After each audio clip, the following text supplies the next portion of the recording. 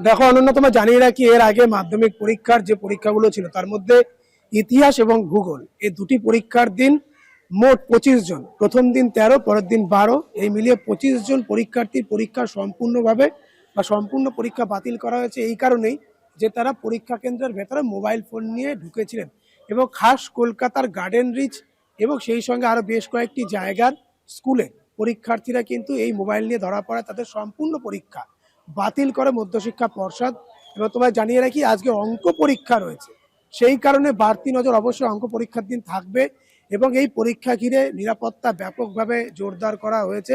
পরীক্ষার প্রথম থেকে নিরাপত্তা ব্যবস্থা ব্যাপক ছিল। রাস্তায় যেরকমভাবে যান চলাচল বা যান নিয়ন্ত্রণ করা হচ্ছে, এটি একটি ব্যস্ততম রাস্তা।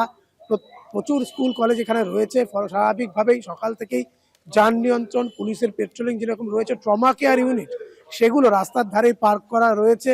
এবং স্কুলের বা পরীক্ষা কেন্দ্রের ভেতরে সিক রুম, সেই সিক রুমও রাখা হয়েছে। কোনো পরীক্ষার্থী যদি অসুস্থতা বোধ করে তাহলে কিন্তু তাকে সেই সিক রুমে নিয়ে গিয়ে পরীক্ষা দেওয়ানোর ব্যবস্থা করা হয়েছে।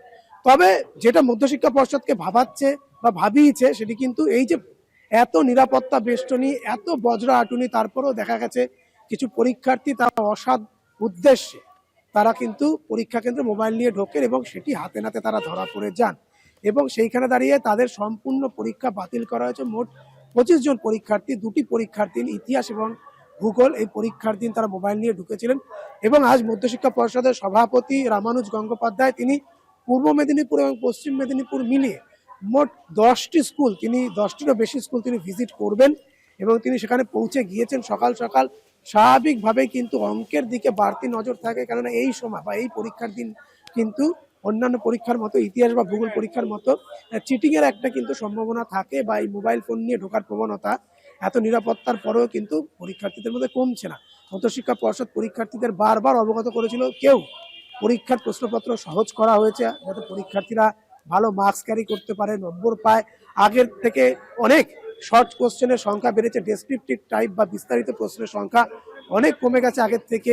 কত সেইখানে দাঁড়িয়ে পড়াশুনো ভালোভাবে করতে এবং পরীক্ষার প্রশ্নপত্র ভালোভাবে দেখে শুনে উত্তর করতে, সেইখানে এই অসৎ উদ্দেশ্য বা অসাধু যে পথ অবলম্বন করা সেগুলো থেকে যেন পরীক্ষার্থীরা বিরত থাকে। কিন্তু তারপরেও দেখা গেছে যে 25 জনের মতো পরীক্ষার্থী দুটি পরীক্ষার দিন ইতিহাস এবং ভূগোল তারা কিন্তু মোবাইল ফোন নিয়ে পরীক্ষা কেন্দ্রের ভেতরে ঢোকায়, হাতে নাতে ধরা পড়ে গিয়ে তাদের সম্পূর্ণ পরীক্ষা বাতিল হয়েছে। তো সেইখানে দাঁড়িয়ে আজ অঙ্ক পরীক্ষা রয়েছে। পরীক্ষা শেষে মধ্যশিক্ষা পর্ষদ যেভাবে বিজ্ঞপ্তি জারি করে জানিয়ে দেয় বা প্রেস রিলিজ যে আজ এইভাবে পরীক্ষার্থীদের পরীক্ষা বাতিল হলো মোবাইল ফোন ব্যবহারে,